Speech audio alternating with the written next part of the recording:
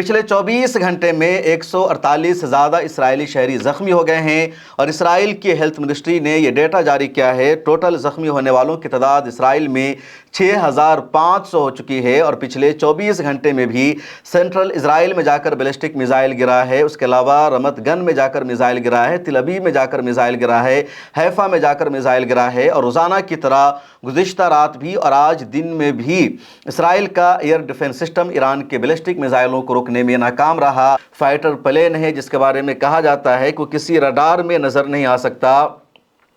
उसको लॉक नहीं किया जा सकता, उस पर कोई भी एयर डिफेंस सिस्टम हमला नहीं कर सकता और अब F-35 भी लगातार ईरान गिरा रहा है। इससे पहले भी एक और F-35 पर ईरान ने हमला किया था, ईरान के मिसाइल ने उसको जाकर के हिट किया था और इमरजेंसी लैंडिंग करनी पड़ी थी एक अमरीकी फ़ौजी अड्डे पर मिडिल ईस्ट में और उसका बाज़ाब्ता अमरीकी सेंट्रल कमांड ने एतराफ़ किया था। उसके अलावा एक और F-15 को ईरान ने मार गिराया है। ईरान का प्रेशर इतना है, दबाव इतना है कि यूनाइटेड नेशन को भी पीछे हटना पड़ा है। खबर यह थी कि बहरीन की तरफ से यूनाइटेड नेशन की सिक्योरिटी काउंसिल में एक प्रपोजल लाया गया था और उस पर वोटिंग होनी थी, डिस्कशन होना था। उसमें बात शामिल थी कि अपना हुर्मुज़ को खोला जाएगा और उसको महफूज तिजारती रास्ता करार दिया जाएगा, क्योंकि अपना हुर्मुज़ को बंद करना ईरान का इल्लीगल कदम है। और ईरान ने यूएन को ये धमकी दी थी और कहा था कि जो रेजोल्यूशन आ रहा है यूनाइटेड नेशन की सिक्योरिटी काउंसिल में, उसमें अपना हुर्मुज़ का जिक्र नहीं होना चाहिए। अपना हुर्मुज़ ईरान और ओमान का इंटरनल मामला है और ये दोनों देश इसका फैसला कर रहे हैं। उसके बाद बीबीसी ने रिपोर्ट शाये की कि यूनाइटेड नेशन ने शेड्यूल से इसको हटा दिया है और बहरीन की तरफ से जो रेजोल्यूशन आया था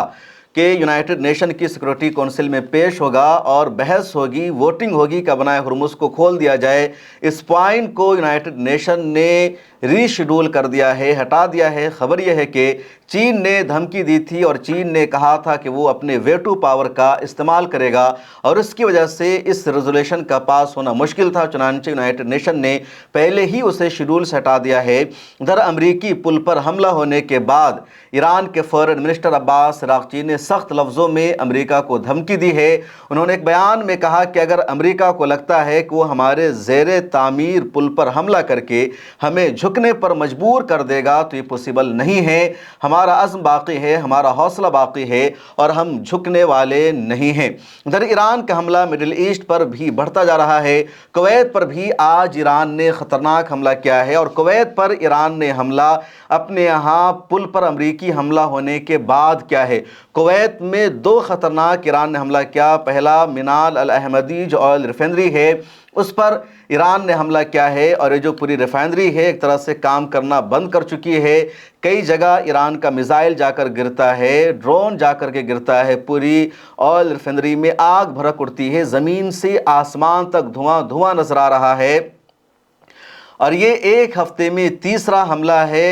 मिनाल अल अहमदी ऑयल रिफाइनरी पर ईरान का। उसके अलावा ईरान ने कुवैत में जो वाटर डिसलिनेशन प्लांट है उस पर भी हमला कर दिया है और ये जो ईरान का हमला है कुवैत को और दूसरे खलीजी ममालिक को सबसे ज़्यादा नुकसान पहुंचाने वाला है। अगर ईरान का हमला इसी तरह वाटर प्लांट पर जारी रहा तो खलीजी देशों में रहने वाले लोगों को, वहाँ के शहरियों को प्यासे रहना पड़ेगा, उनकी प्यास नहीं बुझ पाएगी और प्यास से तड़प तड़प कर ही उनकी मौत हो जाएगी, क्योंकि खलीजी ममालिक खा वो कुवैत हो या सऊदी अरब हो, कतर हो, यूएई हो, ओमान हो, इन सब के पास पीने का पानी दस्तयाब नहीं है। मुश्किल से 5 या 10% ही वहाँ ज़मीन के अंदर पीने का पानी पाया जाता है। पीने का पानी न होने की वजह से सी वाटर को वहाँ ड्रिंकिंग वाटर में कन्वर्ट किया जाता है, पानी को फ़िल्टर किया जाता है और उसके बाद ही खलीजी ममालिक में लोग पानी पी पाते हैं। जो पूरी फैक्ट्री है, जो प्लांट है, उसको वाटर डिसलिनेशन प्लांट कहा जाता है।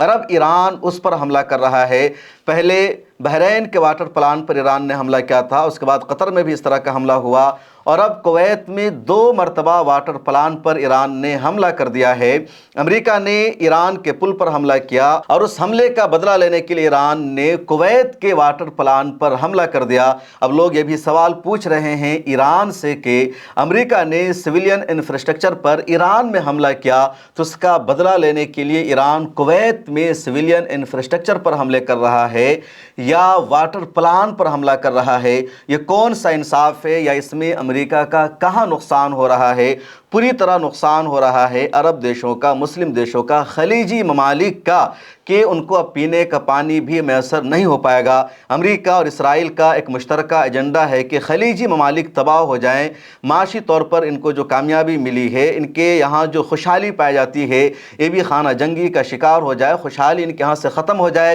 اور پچھلے 15-20 سالوں میں امریکہ اور اسرائیل نے مل کر کئی مسلم دیشوں کو تباہ کیا ہے، برباد کیا ہے۔ اس میں عراق سر فہرست ہے، افغانستان سر فہرست ہے، لیبیا سر فہرست ہے، اس کے بعد سوڈان شامل ہے، یمن شامل ہے۔ اور ان تمام جنگوں کے دوران خلیجی دیشوں نے اپنے آپ کو تنازع سے بچائے رکھنے کی کوشش کی، کسی جنگ کا وہ حصہ نہیں بنے، اور کئی طرح کی جنگوں کے باوجود بھی خلیجی ممالک کی جو خوشحالی ہے، جو ترقی ہے، وہ باقی رہی ہے۔ لیکن اب جس طرح ایران امریکی حملے کے جواب میں ان دیشوں پر حملے کر رہا ہے، اس سے تو یہی لگ رہا ہے کہ اگر ایران تباہ ہوگا، برباد ہوگا، تو اس کے ساتھ ساتھ یہ جو خلیجی ممالک ہیں یہ بھی تباہ و برباد ہو جائیں گے اور یہاں بھی خوشحالی باقی نہیں رہے گی۔ سعودی عرب پر بھی گزشتہ 24 گھنٹے میں ڈرون سے اور میزائل سے حملہ ہوا ہے۔ سعودی عرب کی وزارت دفاع نے ایک ٹویٹ کر کے کہا کہ 6 ڈرون کو ہماری ایئر ڈیفنس سسٹم نے مار گرایا ہے۔ پچھلے 24 گھنٹے میں 148 سے زیادہ اسرائیلی شہری زخمی ہو گئے ہیں،